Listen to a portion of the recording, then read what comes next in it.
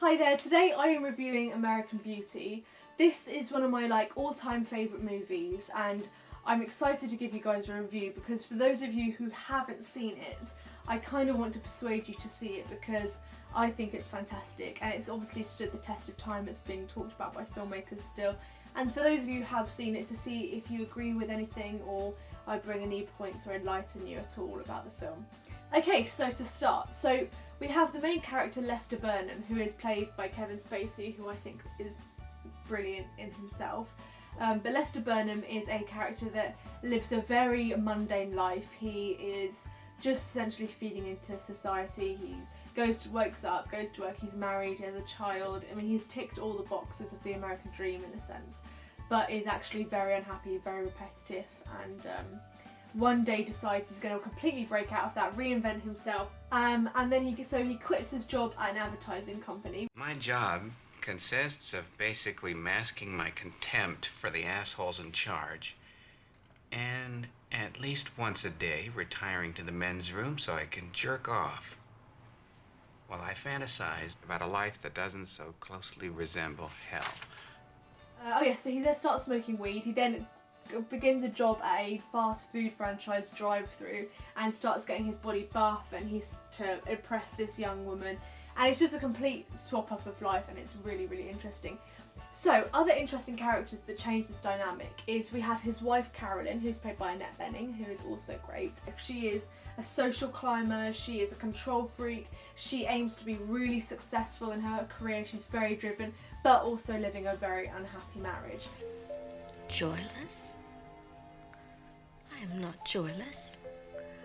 Then there's their daughter, who's played by Thora Birch, who is not the American dream, but totally aspires to be beautiful and seen and romantic, but is actually insecure and emotionally unstable and just in search of companionship. Her best friend Angela, who is very beautiful, very vain, and craves male attention. I don't believe him. I mean, he didn't even, look at me once. And promiscuous, as it seems.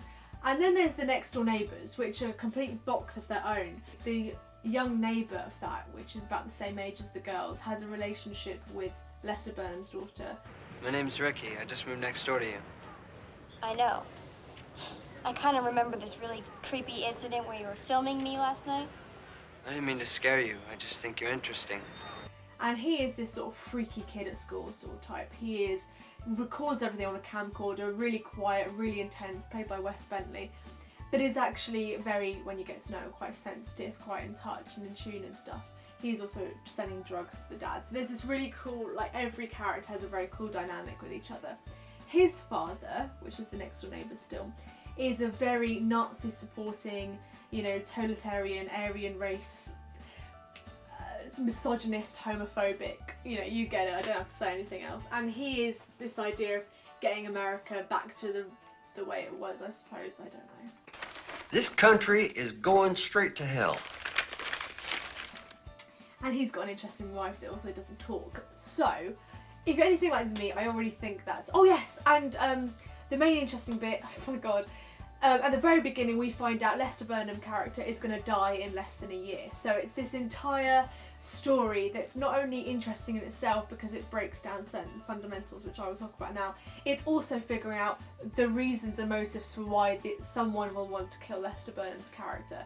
For me as well, these characters are so messed up and ridiculously self-absorbed and wrapped up in their own issues and also quite depressing really, but you find yourself sharing relatable qualities to them and in that sense really enjoying it. And we have this narration throughout the film, over the top of the film, by Lester Burnham, which is Kevin Spacey, just to remind you, and it's this just smug, sarcastic, ironic,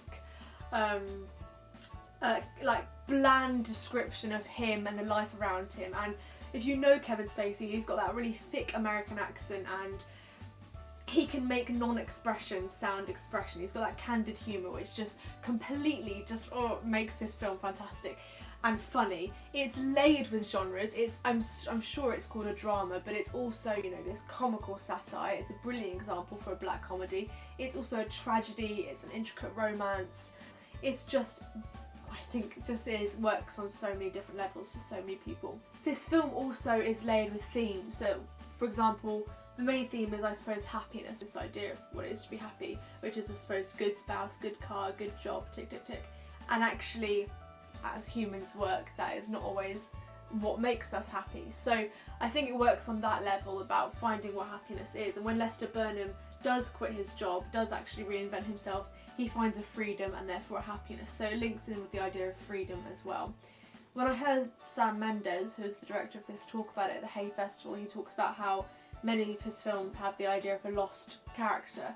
So that is also a theme for this film. This whole film is completely stitched in with, you know, sexuality and love, and the whole film itself is pretty seductive. We have also symbols through this film, which if you've even seen a cover for this, it'll be roses probably linked to this film.